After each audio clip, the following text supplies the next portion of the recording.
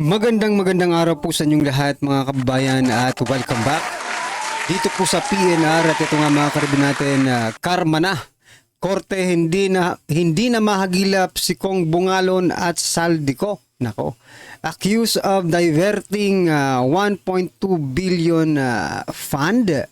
Yan mga kababayan, patungkol po rin ang ating aalamin at bibigyan ng komento ngayong araw na ito. Pero bago pong lahat, kung di ka pa po napag-subscribe sa ating munting channel, please don't forget to subscribe at palike na rin po ng video ito. Maraming salamat po at eto na nga, simulan na po natin to. Sama ang bayan ko sa magnanakaw ng tao.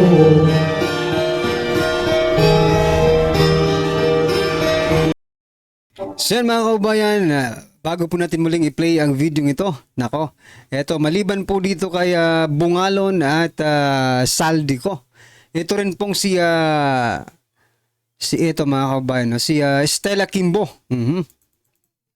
Ito pong balita mga kaubayan mula po sa Abogado PH, nako. Just in Supreme Court summon sa Representative Stella Kimbo, other Congress staff to defend 2025 national budget and oral argument mga kaubayan. At ito nga po no. The Supreme Court has ordered House Committee of Appropriations Chairperson Representative Stella Kimbo along with the Technical Working Group of the House of Representatives and the Senate mga kaubayan to appear at the April 1 oral arguments on the petition challenging the constitutionality of the 2025 General Appropriation Act. So yan mga kabayan, mukhang mapapalaban. Mukhang nakakarma na. No? Kasi sabi siya mismo, sa bibig mismo ni Stella Kimbo nagsimula. No? Yung sinasabing typographical error ng technical or something na pwede rin daw no yung technical working group na ito ang mag fill in the blanks mga kababayan. So yan, sana umattend po sila at hindi naman sana sila magpa-extend pa. Kasi habang na-extend po itong by cam report na ito mga kababayan, no, ay paubos na po ang ating kaban sapagkat yung 60 plus percent no lampas kalahati po ng ating pondo mga karibin natin ay nailabas na pala. Pondo ng 2025 yung national budget ng 2025 na-release na pala nung January 31 mga kababayan. So kaya nasasabi po ng ating mga kababayan, bilisan nyo naman yan kasi talagang paubos na ang kaban. Well anyway mga karibin natin, ano po ang inyong opinion dyan? I-comment nyo na lang po at eto pa. Gusto ko rin pong i-share ito mga kababayan sapagkat eto po, presyo ng bigas at baboy aasahang bababa. Ayon po yan sa palasyo. Nako, sana all. Ito, basahin po muna natin yung balita mula po sa News 5 3 hours ago. Inanunsyo ni Palace Press Officer Attorney Claire Castro na naasahan ang pagbaba ng presyo ng bigas at baboy ngayong buwan dahil sa world price. Ano ibig sabihin ng world price? Buong mundo price, no? World price. Ayon kay Agriculture Secretary Frasco Chu Laurel Jr. Okay, maybe this is one of the reason wherein this is a celebration ng world price. Okay? Bababa sa 49 mula 45. Teka lang. Bababa mula 49 mula sa 45 per kilo ang bigas sa March 31. Teka lang. Bababa sa 45. Dapat 49. Okay, kung babasahin natin to, basahin ko sa inyo Bababa sa 49 kung mula sa 45 ang presyo ng bigas sa March 31. Ano ba ito? Typographical error ba ito? Kasi bababa sa 49 mula sa 45. Dapat bababa sa 45 mula sa 49. Nako talaga kayo. Ano to, fake news? hindi naman siguro. Nagkamali. Kasunod niyan, magiging 350 to 360 ang kilo ng kasim at pige, no? Habang bababa sa 380 kada kilo ng liempo sa mga susunod na araw. Marami pong nag-comment dito. Ha? Sabi na, natutuwa sila. Syempre, bababa eh. But, mga kababayan, no? Hindi kaya ito for the sake of election lang? Ha? Dahil may election, kaya pinabababa ninyo ang presyo ng mga bilihin. At saka, eto kaya naman pala ninyong ibaba. Bakit po kailangan umabot pa sa panahon ng pangangampanya? Bakit kailangan pa umabot sa panahon ng eleksyon? Di ba? Kaya nyo naman pala ng pababain eh. Ano ba, pinaglololoko nyo ba ang taong bayan? Ano po ang inyong masasabi dyan mga kababayan? I-comment nyo na lang po. Sana hindi po ito fake news Kasi pag hindi ito natupad, Press Officer Attorney Claire Castro, malamang sa malamang isa ka sa mababansagan na fake news maker, di ba? Kailan to? March 31 mga kababayan. At sa mga susunod daw na araw ay ang baboy po, no? Yung pork ang bababa ang presyo. Sige nga. I-monitor po natin ito mga kababayan at yan, sana bumaba para hindi sila mabansagang fake news, di ba? Ito po mga kababayan, gusto ko rin pong i-share, no? Kasi parang hindi tama. Parang nagkakamutan lang sila ng likod, no? Ni President Bongbong Marcos Jr. Ito pong balita mga kababayan mula sa politiko. Speaker Ferdinand Martin Romualdez said the drop in inflation. Nag-drop ba? Okay. From 2.9% in January to 2.1% in February. Proves, no? Yung pagbaba down ng inflation rate proves that President Ferdinand Marcos Jr.'s economic team is getting the job done. Wow. Well, anyway, tawanan po natin. Ay, nako. Ano ba ito? Naglulukohan tayo. Puro lang kayo data. What we need is the actual result, no? Of what you're saying, no? Actual result. Hindi puro data lang. We cannot afford, no? Hindi po namin ma-afford yung sinasabi ninyo sapagkat iba naman po ang nangyayari sa grounds. Sabihin na natin, oo, bumaba, kahit sabihin pa ninyo, bumaba po ng 100% ang inflation rate. Pero sa grounds, grabe naman ang presyohan. Grabe naman po ang pagtaas.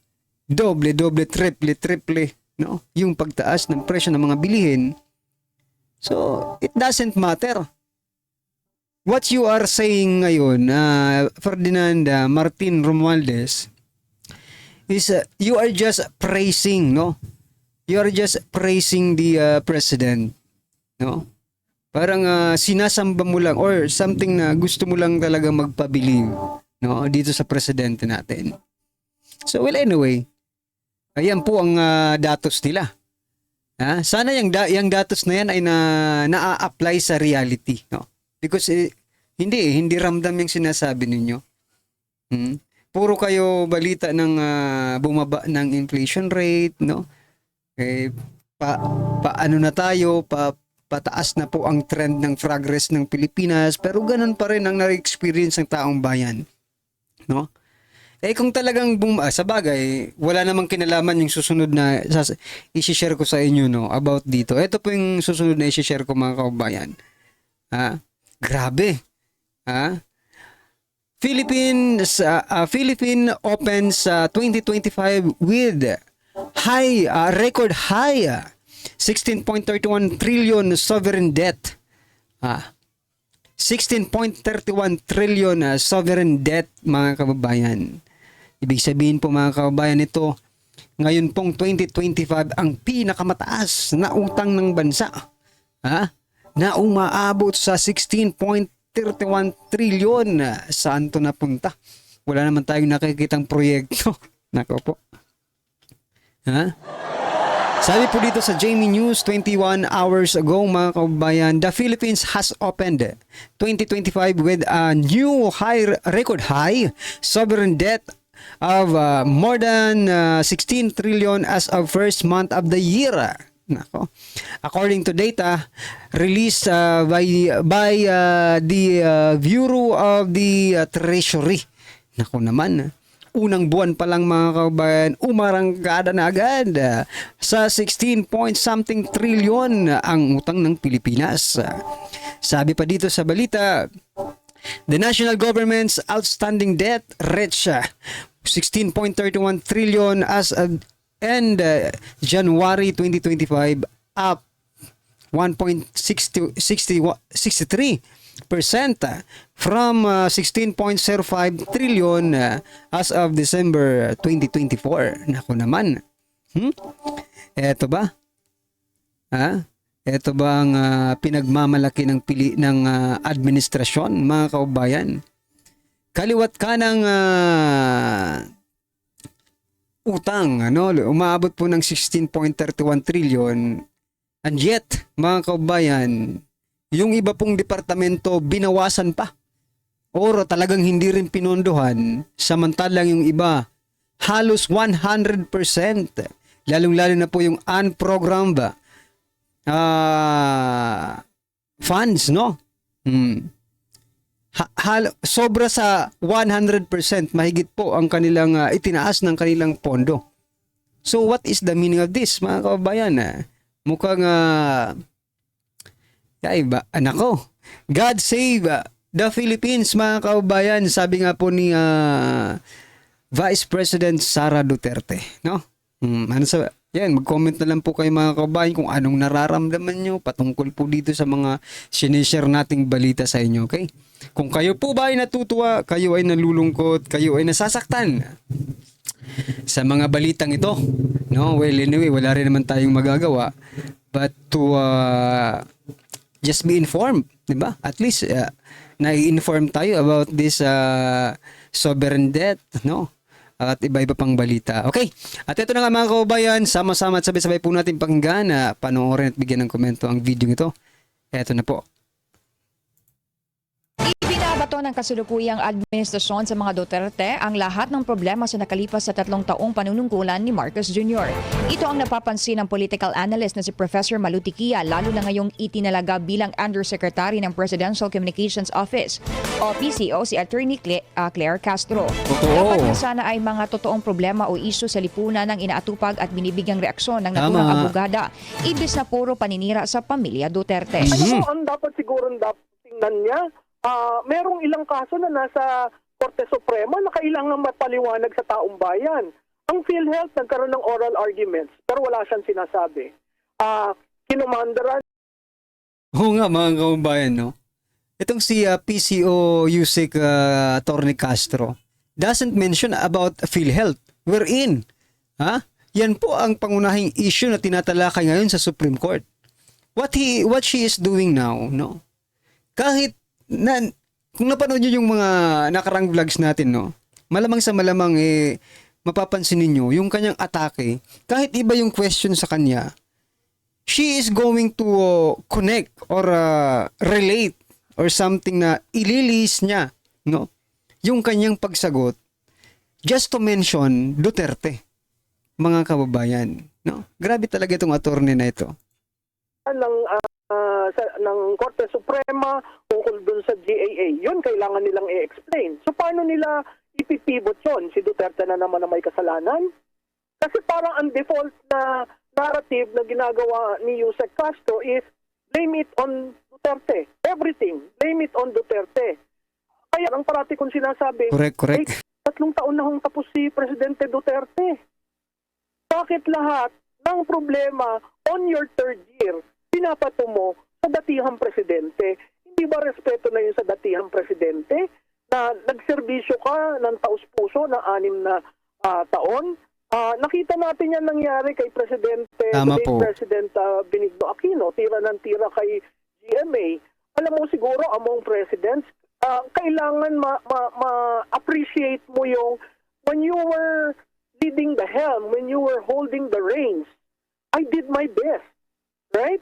At yung sumusunod, kung hindi ko natapos ang aking dapat tapusin, ay nasa sumusunod para isipin, itutuloy ko ba ito? Ngayon, kung 3 taong kang wala kang ginawa, kundi manira ng kapwa-tao, sirain ang vice-presidente, kaninong kasalanan yun? Kasalanan ni Duterte? Diba? Kaya nga ang joke parati, kasalanan ni Duterte. At again, uulitin ko, every time you mention the word Duterte, the base gets strong. That is the surest way to wake up the base ng mga Duterte at tumulong sa eleksyon. So, hindi ko alam kung paano pupunta itong kay Yusek Castro kasi wala akong nakikitang exit strategy na eh. From day one, banat ng banat kay Duterte. So, kung ikaw ngayon ang tagapagsalita at may 3 mga kaso na na sunod-sunod na pag-uusapan, oral arguments sa Supreme Court, paano ka pipivot? Ang may kasalanan, si Duterte pa rin? Ang political analyst na si Professor Malutikia na italaga bilang USEC ng PCO si Castro noong February 24, 2025. Ito, pag-usapan natin ang akusasyon na ibinabato sa 2 kongresista ng Ako Bicol Party List, si Congressman Saldico at Congressman Raul Bungalon.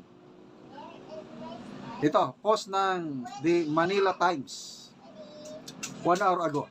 Basahin ko ha. Legazpi City, Tabaco City Mayor Crisel Lagman has accused Ako Bicol Party List lawmakers Elizalde Co and Raul Gil Bungalon Bakit daw? of diverting 1.12 billion in the 2025 General Appropriations Act intended for the development projects in the 1st District of Albay and pushing for the 750 million infrastructure projects leading to a beach property owned by the Co family. Okay, so Lagman, anak itong Tabaco City Mayor Crisel Lagman, anak ng yumaong Congressman Edsel Lagman. So, I am not sure kung magkalaban sa politika ang Lagman clan at saka itong Saldico Bungalon party list. I'm not sure. But alam nyo naman, dahil election period ngayon, ito na, parte na ito ng batuhan ng akusasyon.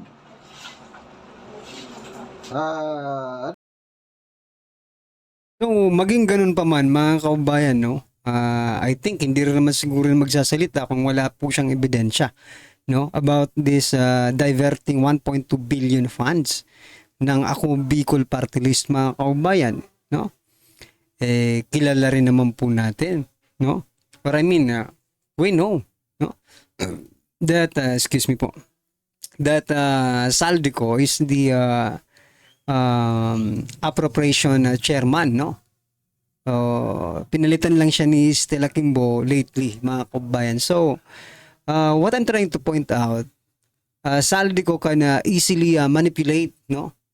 This diversion, no? Of funds, mga kabayan, or diverting of funds. Kasi siya nga po ang appropriations chairperson. So, ano sa palagay niyo, mga kabayan? So, dapat ba? Wala kung talagang meron, di ba? At wala naman sa batas yung sinasabing diverting of funds, mga kabayan. Kasi parang, like for example, mga karabin natin, parang it is more like a insertion, no? Parang lang.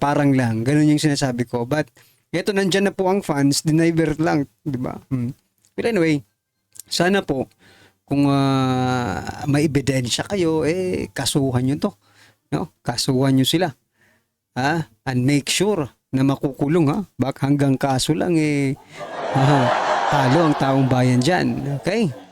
Well, anyway, mga karibin natin, ano po ang inyong reaksyon, opinion patungkol po sa video ito? I-comment lang po sa baba.